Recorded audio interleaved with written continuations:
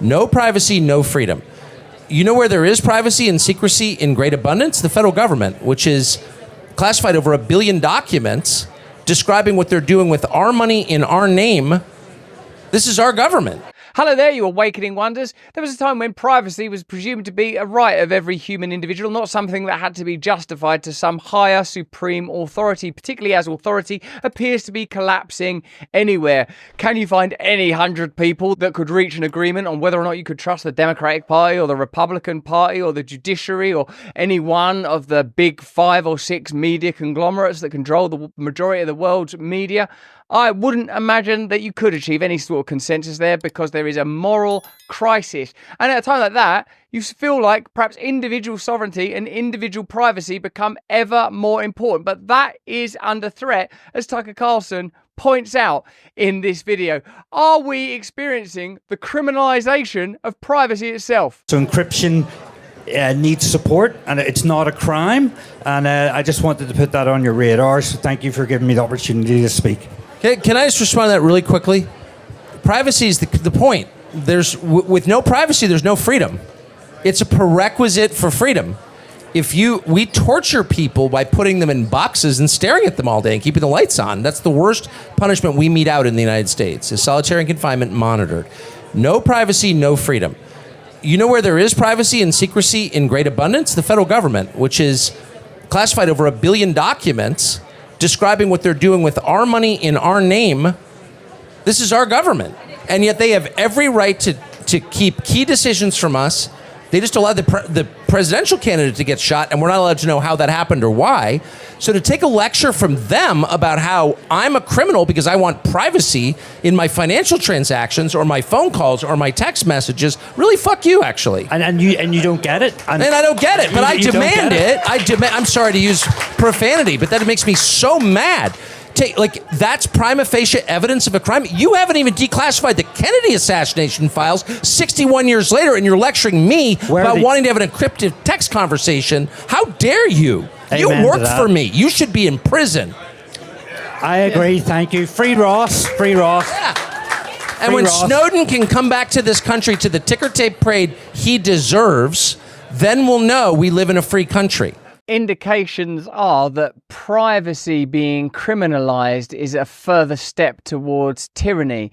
Transparency for the state, privacy for the citizenry ought to be the goal. What we have is transparency from the citizenry and maximum clandestine institutions when it comes to government. Another of the subtle indicators that we are living in hypocritical end times. And it's also not that often that you see Tucker Carlson reduced to profanity there, or Don Jr. jollying along a gentle applause with his microphone curiously adorned with what looks like Belgium's flag.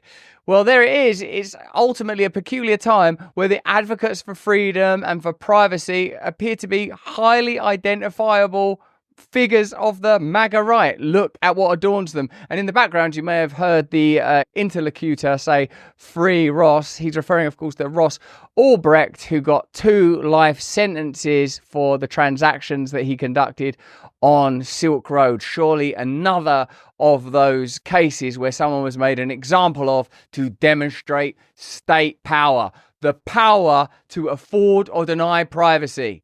But that's just what I think. Why don't you let me know what you think in the comments and chat? Remember to like and subscribe, and that we stream at these times every single day. Stay free.